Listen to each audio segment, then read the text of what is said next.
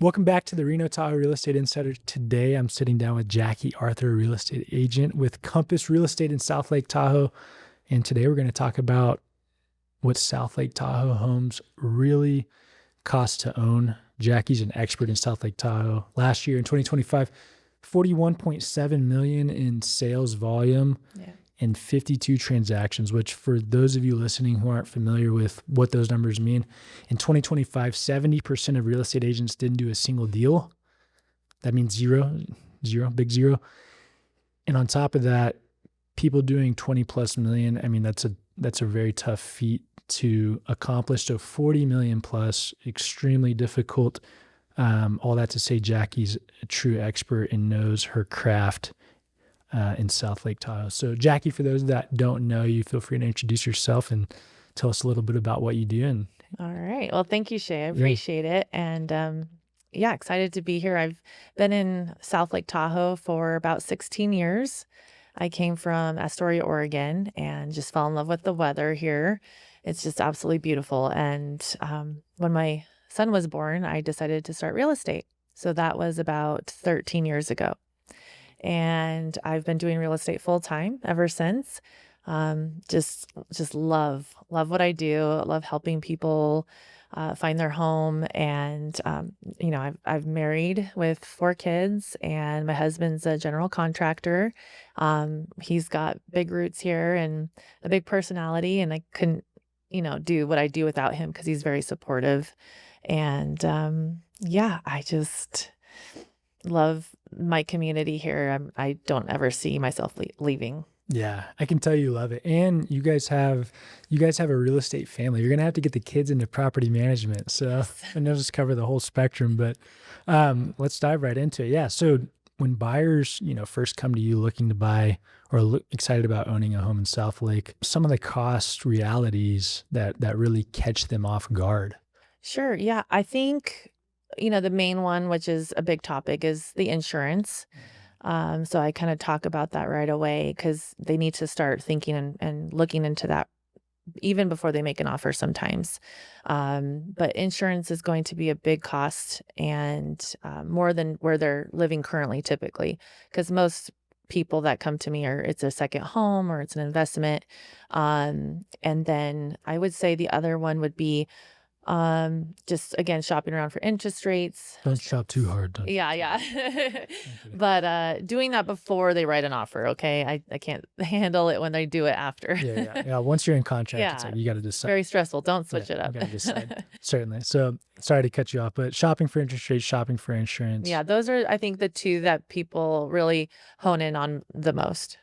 Yeah. So insurance, what are you seeing? I mean, you've got a whole range of property prices in South Lake. On the low end, what would you say is a good price range on the low end in South Lake, as far as actual property value? So what the insurance would cost? Yeah, well, trying to put it into context, as far as like if a home costs $400,000 versus 1.5 million. Sure.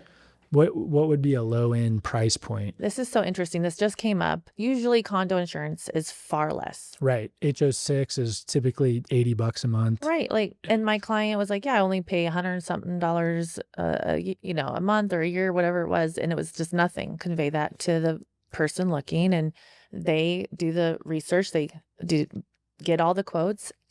And I thought they did it wrong because it was $5,000 a year. For condo insurance. For condo. And that's only walls in. And mind you, the condo was completely remodeled, gorgeous. Everything was just to the T, well quality, newer.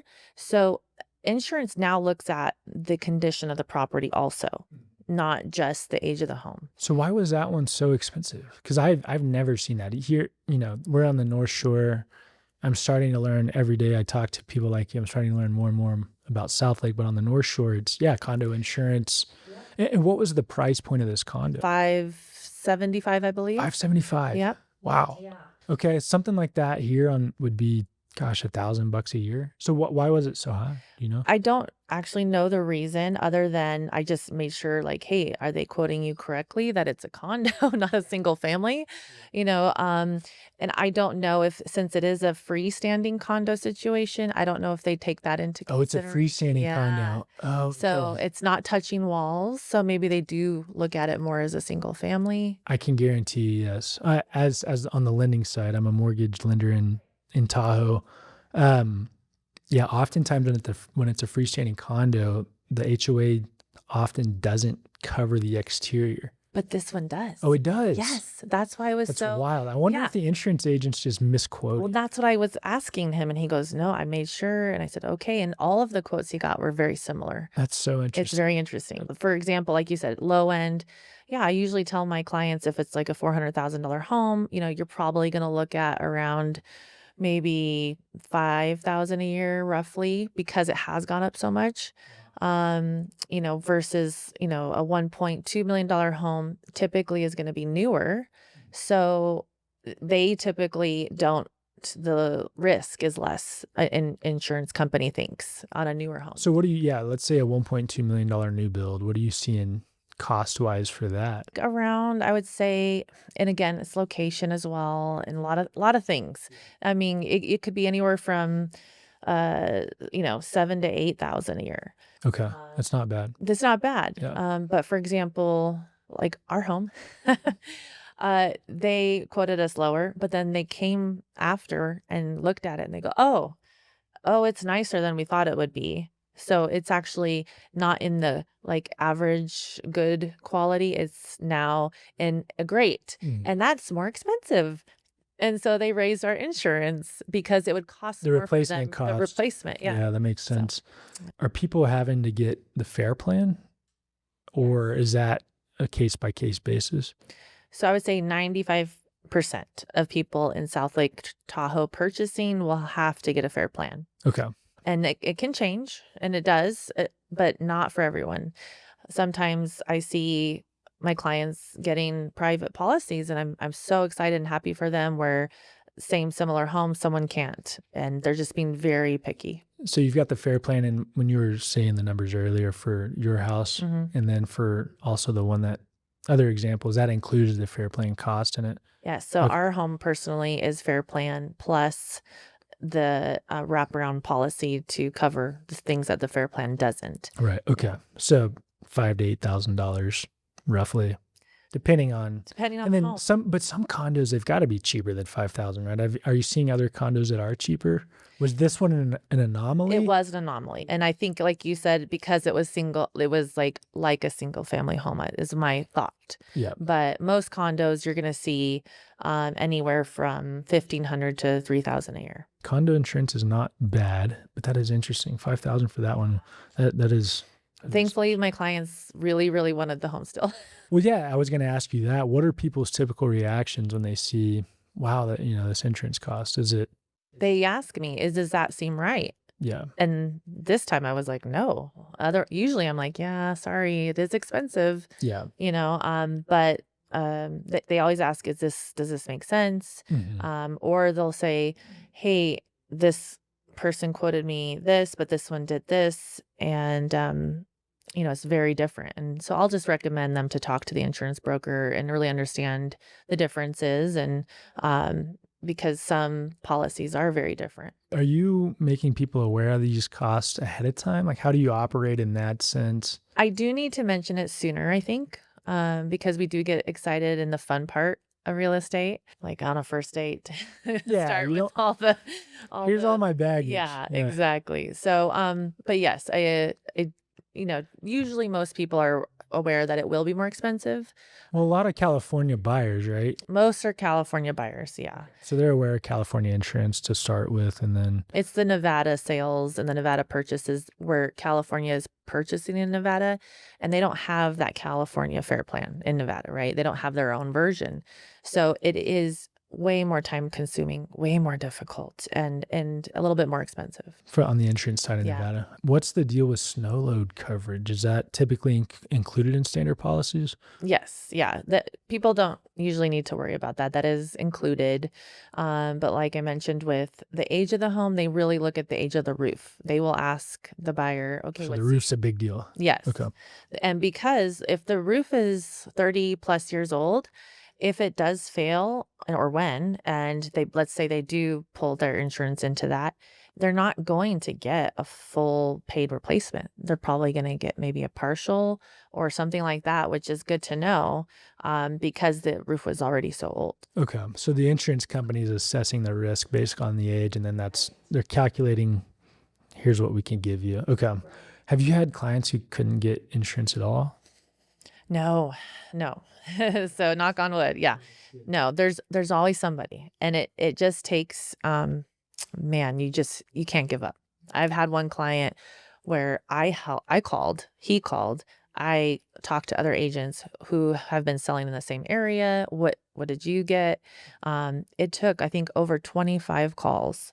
But we finally got him insurance. That's some great customer service on your end. Do you have an insurance person that's a go-to for you, or do I you? do. He is so amazing because he is so responsive, like instantly, like me. I love it. Yeah. Responsiveness is number one. We're working on buying a house in Hawaii, and we actually fired our first agent, unfortunately.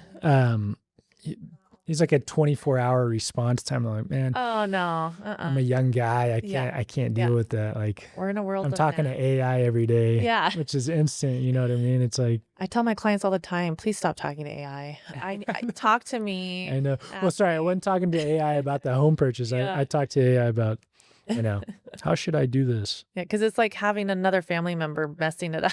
I know. But yeah, response time. So he's super responsive. He's helpful. Yeah, very helpful and very knowledgeable. He only does California, but he, if he can, he'll recommend Nevada but I have other contacts for Nevada. Do you want to plug him? What's it? Yes, of course. Amal Grewal is his Amal name. Grewal. And he's with Goosehead Insurance. Okay. And he is just the most fantastic insurance broker I've ever worked with. And he will just be so responsive to any client or myself. He asks, how would you like to receive updates? Just, so he's not bombarding you if you don't want the updates. And he's just on top of it with the education and helping my clients understand what they're getting. So he's really, really helpful. Excellent. Amal Grewal, and that's ANMOL, the N is silent, and then GREWAL with Goosehead Insurance. That's correct. Yeah. If anyone needs him, just let me know. He's very knowledgeable. So for example, I gave my client a few people and they said, hey, just so you know, your guy, Amal, he explained to me why this insurance was so like less expensive. Why? Because he's like, the other guy just was like, here it is. And it was so inexpensive and it wasn't fair plan. And he was like, hey, just so you know, this is a non-admitted carrier. Like, this is what this means. So if like stuff goes down, like you're just bleep out of luck, Yeah. So he doesn't just throw you stuff and hey, decode all this. Yeah.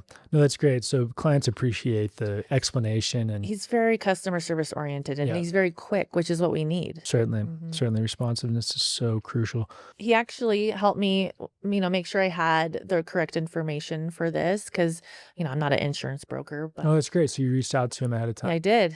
And I said, hey, these are the questions, like what you got for me? And he just did a full on bullet point, and that's great. Yeah, he's very helpful. And because I do want to give good information, and that's what I do. Like if I don't know the answer for my client, I will go find the answer. And I think that's what makes a great agent, such as yourself. There's no secret why you've done so well. And I think willing to admit that you don't have the answer, but you're going to go get it is much better than just acting like you have it. So people appreciate that. I know I do. So let's talk about snow removal. For someone who's never owned a mountain property, paint a little bit of a picture for us. How much snow, and I know how much snow, I live in Tahoe, but how much snow are we really talking about in an average winter here in Tahoe? I had to look that up too, because I'm not a numbers person. And it changes year to year. It does. It did say it like averages 20 to 25 feet a year. But in 2023, as we all know, we got like close I or got like around 700. 56 Yeah, feet. like 700 inches Yeah. of snow. Yeah, it was insane. Thankfully, that's not every year. But so typically, yeah, we get snow, but it's not going to be life stopping. No. But it's different perspective. So living in a mountain town, it's not life stopping to me, but Right. people that have never lived in snow, it's very different. Totally.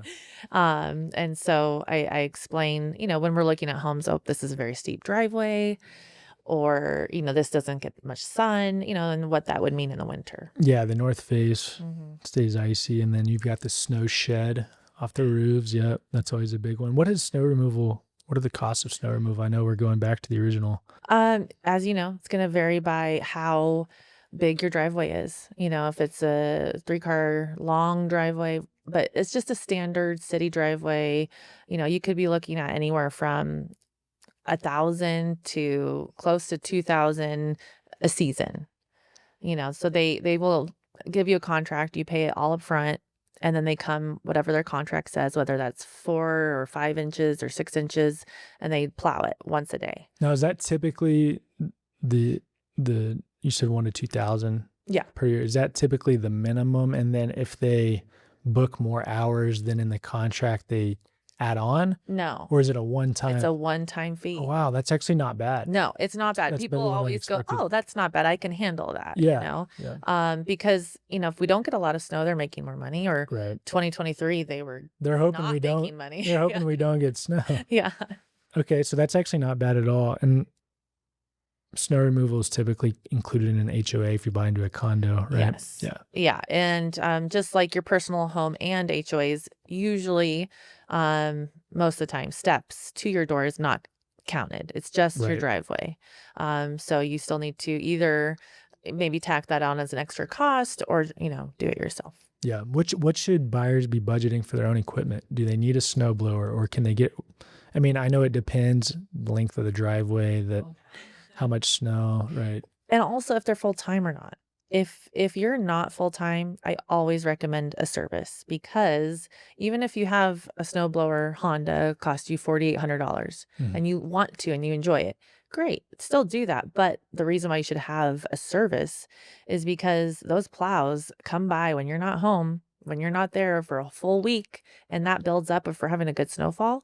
That is a block of ice when you come to town, and you can't get into your driveway, and you cannot park on the street. You'll get towed. So if you have that service, you can come into your home. You don't have to worry. And that's what I would always recommend to people. Yeah, I second that. And then also too, just getting rid of the snow around the house or in the driveway hmm specifically just helps keep down the amount of water that's running once things begin to thaw, Right. which water damage is no joke, as a lot of people know. I'm not saying Tahoe gets a lot of water damage, but if you keep your snow removed, hmm it certainly decreases the Yeah, chance. especially on the decks. Yeah, the that. decks are big. Mhm. It keeps your decks from being worn down too. That freeze thaw cycle can It's hard on the home. summarize: if you're out of town, not living here full time, recommended service 1,000 to 2,000 a season, not bad. You could buy your own equipment. I know I've seen some snowblowers at Ace that are a couple $1,000s. Yeah, but I bought those. Got to be careful. Okay. It's worth getting a more expensive one. Don't go cheap on the snowblower. That's a key. Yeah. Are there any HOAs that don't have snow removal included? I've never Not heard that of I'm aware of, Okay. honestly. I've I never mean, heard of them. HOAs are typically snow removal, common area maintenance. They cover so much more nowadays, honestly, but Yeah. that's like the bare minimum. Yeah, if you're someone looking to just lock and leave and then Mhm. visit Tahoe and have such, less maintenance to do on your home, an Right. HOA, buying a condo in an HOA is I think it's a great move. That's my opinion. I don't know. Jackie, what do you think? I own a condo Okay. and I own single family, and it is nice not to worry about the exterior, but we have been getting lots of assessments lately. So the assessments you cannot control, and you just have to pay them. And so when those build up, it becomes annoying, to say the least. Yeah. So what are some specific maintenance issues that come up when you own an older cabin that some people might not anticipate? Well, it's hard. There's so many things with older cabins, and I don't know if So many things, but not like overwhelmingly. Yeah. no, and it depends. I mean, that's what a home inspection is for. It really gives you an insight to what to expect. So when we look at older homes like 1940s or 1950s with clients, I always say, just so you know, before you even get a home inspection, let's look at the electrical panel while we're here. Has it been updated? If it hasn't, just so you know, like most of these things are going to come back maybe ungrounded. It was just normal at the time when they built the home. That was the code back then. Yeah, the seller, they're not going to rewire the home for you. So don't expect that. So going into just expectations of it's not a bad home. It's just what was okay back then when it was built. Right. Then maybe staining of a property if it's not painted versus staining, having to do that more frequently than painting. Plumbing, that can be a big one if it's not updated, and what, could happen. And again, those sewer line scopes will be helpful, things like that. All that makes sense. I mean, how does that compare to a newer build? I know a brand new build is obviously all that's going to be up to code, current code, it's going to be brand new. But let's say, when I say newer build, I mean something that's built maybe within the past. There's some old cabins in Tahoe, like old. Yeah. How does that compare to something built, let's say 1990 till now? Is it a vast difference? For South Lake, and it's funny when people come because either from Texas or the Bay Area, they're used to new. Everything's new almost, right? And we come here and they're like, "That's new to you?" I'm like, "Yeah, that's great. Yeah, this is amazing condition." Yeah, 1990. That's great. You're past the 70s, and right. But so yes, to us that is newer build, and so you're gonna just have newer, like everything, right? The plumbing and electrical, that you're not going to worry about lead-based paint. You're not going to have to worry about asbestos or, again, the plumbing will be newer. So, and then usually, they maybe did more defensible space, started to do that. And so maybe there's not as many tree roots in your line yet, things like that. That makes sense. How does elevation and the freeze-thaw cycle affect home maintenance in ways that people might not forecast? Right. So there's a lot of heat tape on people's homes now, which is And heat tape is, for those people that don't know, it just looks like a power cord along the eave of your roof in sections where you don't have a lot of sun, or you might have a problematic area for melting. And people think that it just melts that whole roof or that whole section of snow. Well, it doesn't do that, but it allows a place for the water to go. It channels the water. It melts enough to where the water has a place to leave. So you're not getting that freeze thaw and then getting that water damage in your home. And the ice dams. Right, and it keeps ice dams from building up, essentially. Right, exactly. Okay. The water can move out of there. Now, elevation, lake level is what, 6,100, 6,200 feet? Elevation, how does that change the amount of snow people are dealing with? I mean, lower elevations, I know right now we haven't had much snow this year. There's no snow at the beach, but on north faces up top, there's still decent amounts of snow. How does that affect home maintenance? Snow is harder on a property. Extreme heat, snow, weather is going to be hard on any property. And you'll just have to do either more painting, or maybe something's going to have a little bit of dry rot on the siding versus somewhere lake level, where they might get just a little bit of snow. We live in the mountain side of South Lake Tahoe, and we get snow. It is crazy. It could be pouring down rain here, and we are getting so much snow at our house. A bunch of snow. And it's literally just from driving up the hill. What elevation are you getting at? I want to say we're 67. Okay, so you're pretty 66, something like that. Yeah. Yeah. So when showing property, letting your clients know, like, you're going to get probably more snow here than you will in the city, or maybe the other home you were looking at. It's just so they're aware. And then something else that was really interesting. My husband said that at lake level versus maybe, Carson Valley, Gardnerville, or Bay Area, water coming into our pipes are like 40 to 45 degrees and then getting that heated up, right? All that energy versus Garnerville, Bay Area, it's around 55 degrees, the water temp coming into their home. So you're going to have, the more costs associated with just getting things warm. That makes a lot. It was interesting. I didn't know that. I never would have thought of that, but it's true. Whenever I go to make a pot of noodles, it's like I want the hot water And you're in just the pot waiting. first and then heat it up because it takes half as long. That makes sense. That's interesting. Are there any big ticket maintenance items that are common, like new roofs, foundation, deck replacement, anything like that? Is there anything that you see more than everything else that's pretty common? I would say the main one is roofs. Okay. That's going to be the main one, and they're very expensive. What would you guesstimate for a roof replacement? I've gotten many estimates before, and they're going to range.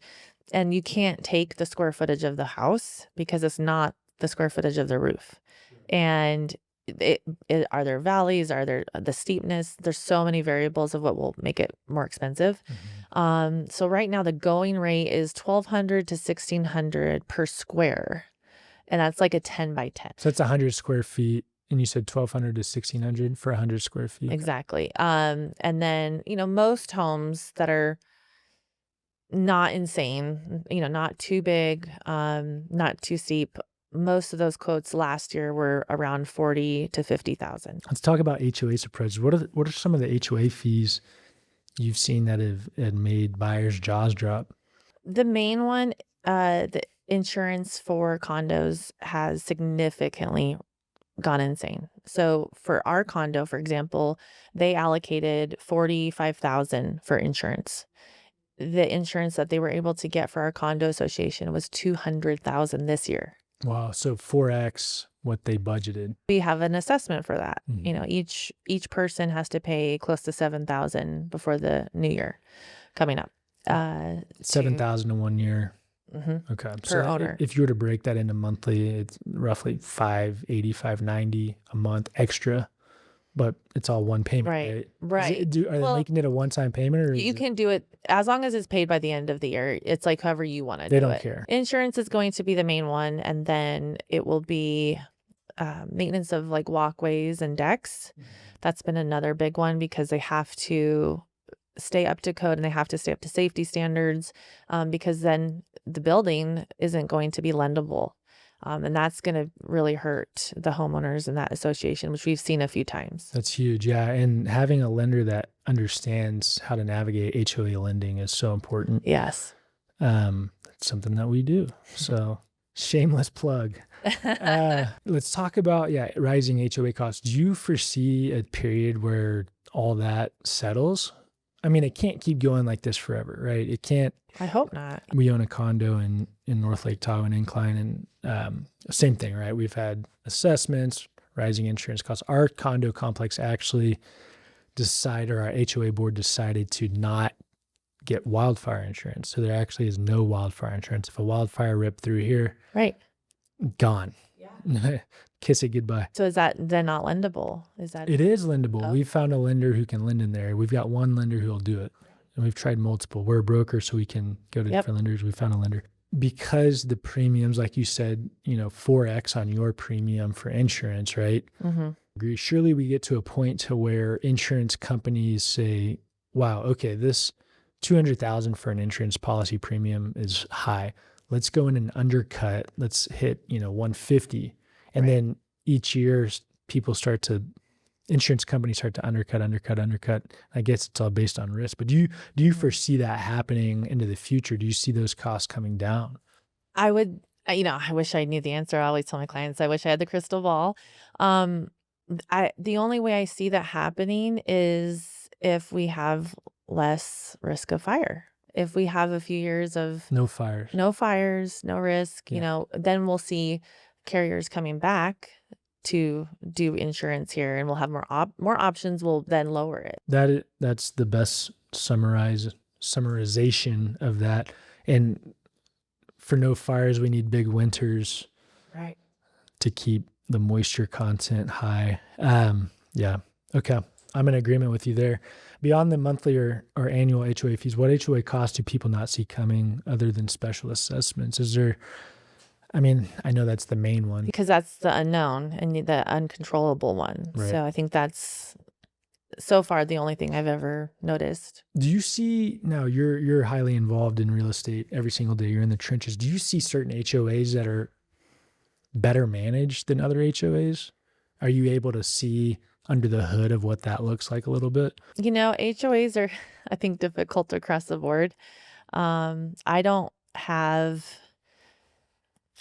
particular great insights with the HOAs. They're very like, send us this form or this email, and then it's not like they're chatty catty. They're not. Yeah, They're not an open book. They're not an open book. Yes. Even my HOA, calling them, leaving messages, getting the response back by an email that's less than lovely, right? Yeah. Like, they're not very pleasant. They've got a lot going on and a lot of demands, I'm sure, but it's kind of like, the joke of, why did you decide to work in lost luggage, right? Like, that's got to be the worst job. Like, so it's just what they're up against. HOA management is such a thankless job. Not only the management company, but the board. The board doesn't get paid. It's all volunteer. It's a lot of work. It's a lot of decision making on behalf of people that all have different opinions. So it's a tough thing. I was actually asked to be on the board of our HOA, and I was like, yeah, no thanks. Maybe when I'm retired. But last question about HOAs. What should buyers be reviewing within HOA documents before they make an offer? Is there anything in particular that's... The main one is basically, making sure that there's no restriction in the HOA that they're wanting to do, whether that's their pet. They have like a 50-pound dog and the HOA is, let's say it's in there as 35 pounds. Are they regulating it? Does it matter? Or is my client just by the book person and they're not going to risk it, right? Like we discussed, the vacation rentals, just again, do they allow it? And if they do, some have like, you have to own the property for so long before you're allowed to rent. That's good to know, because if you weren't aware, then you would be really upset that, oh, I can't rent it right away. Why not? So, really reviewing those is good. I know there's a lot of papers and and the agent can't read it for you all the time. So, the buyer really needs to take a look at those. Certainly. One of the things that we've had a couple buyers actually put it into AI securely, right? And have it dissect it for them, which has actually saved a bunch of time, because a lot of the HOA documents, they're so lengthy. Yes. And it's a lot of legal speak. That's a cool idea. And time-saving tip, yeah, throw it into AI and just ask it to highlight the important thing. If you had a rough annual cost of ownership number beyond the mortgage, so we're talking insurance, snow maintenance, utilities, HOA. I know insurance could be $5,000 to $8,000, single family, depending on price point. HOAs can be lower. Snow maintenance or snow removal, you talked about $1,000 to $2,000 for an annual contract on a single family home. Right. That's included in the HOA for a condo. And then you've got maintenance. Maintenance is just going to be a percentage of the value of the home typically, right? You just have to set aside. I know it's all over the board for all this stuff. It's hard to nail down one specific number. What are utilities typically? Right. So utilities are more expensive. And when you say more expensive, what do you than what people are going to be used to? So again, if this is a second home, and they're not in a mountain town, usually utilities will be more expensive, such as the heat.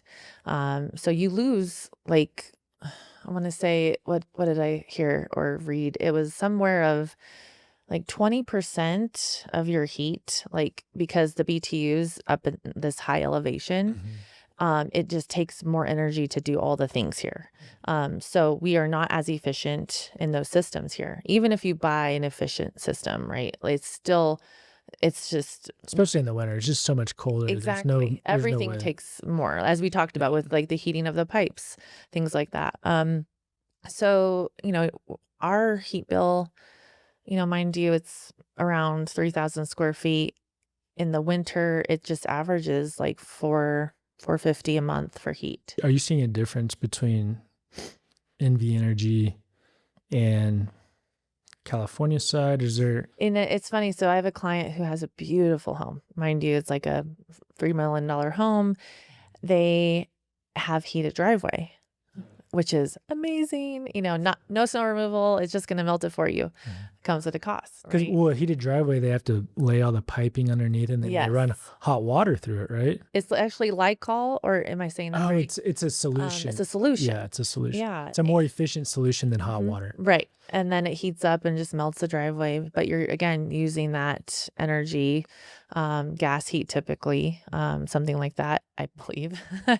So it's just more expensive. So it depends on your property. Do you have a number that they run that at? What is there? Because we have friends here. They're an older couple. They live by the championship course here in Incline that has a heated driveway also. And it's not a huge one either. But they say it costs, gosh, $75 every time they want to heat that thing up. And every time. Yeah, every sure. time. So, Yeah, because I was like, I'm thinking more of like $800 to $1,000 a month just for the driveway. Right. So that would be, 10 to When we get snow. 10 to 15 times. Yeah. Yeah. And that's multiple times throughout a snowstorm. If it's a big storm, If it's a right? big If it's a multiple day storm, you're like Yeah. leaving that thing on. So, Yeah. okay. So utilities. Yeah. And my one client, so he bought a home that is all electrical. There's no gas. Mhm. Okay. So, which is very rare, very weird to see. So literally everything is run off electricity, heat, water, everything. And his bill was $1,000 a month. His electric bill. Yeah. Wow. How big was the home? About 1,800 square feet. Okay. And what was the price point on it? Well, mind you, it needs some love. He got it for around 700,000. Back in This 2025. Okay. Wow. 700,000, $1,000. Yeah. And nobody foresaw that, honestly, because it was never lived in. Yeah. So no, we didn't have any ideas because the average was nothing because no one lived there Right. for many years. Yeah. So you can't go back and look at Yeah. recent exactly. utility bills. So he's looking for solutions right now. That's interesting. Yeah, you might have to start. You might have to put a bicycle powered generator in and just ride his bike all day. No, I'm kidding. What's your advice for buyers who fall in love with a property but want to know the costs? How do you walk them through that? I think just like how we've been talking today, right? Just giving them ideas. It's not factual because you don't know till you live in it, right? But just making them aware of all the little extras like the snow removal and utilities. And even if they're not using the water, you're still going to get charged. If you don't have a meter, there's like always a flat rate system. So you're going to have a water bill, even though you're not maybe using it that much. There is a flat rate system. Yeah. How does that work? I didn't look up the details on that, but we do have it. And so there's a minimum? Yes, there's a minimum. Okay. So for second homeowners that don't even use their home. Yes. There's I want to say it's around $70 or something like that. Do you work to get buyers past utility bills? Do you try to show kind of what things have looked like recently if people have lived in it? Yeah, that's absolutely something I can do. I always try to get that from the seller through the listing agent. And then if they're not able to provide that, then, we can call the utility companies, but they can only provide us with an average. They can't give us details. Jackie, anything you want to add before we wrap it up here? No, I can't think of anything, but it was super fun doing this with you. Thanks for having me. Yeah, no, thank you. How can, if people want to work with you, how can they best contact you? I do text quite often. If you're a texter, that's great. Otherwise, of course, email and phone is great as well. My website is TahoeJackie.com. So that's got all of my information there to contact me. Tahoe Jackie, that's JACKIE.com, correct? Yeah. Tahoe Jackie with CKIE at the end.com. You've got your phone number and email. Awesome. That'll be in the description too. So little fun fact is I still have my very first phone number, which is Oregon phone number where I grew up. So people are like, oh, 503, she means 530. No, I don't. I mean 503. You still got your Oregon phone number. I've still got my 817 text number. People are like, where are you located? I'm like, I'm in Incline. Don't worry. Yep. I hear you there. Cool. Well, Jackie, thank you so much. This has been super valuable. If you're looking to buy in South Lake Tahoe, this has hopefully been valuable to listen to. So Jackie's a fantastic agent. She knows what she's doing. She's going to treat you right and find you the property you love. So feel free to reach out. Jackie, thank you so much.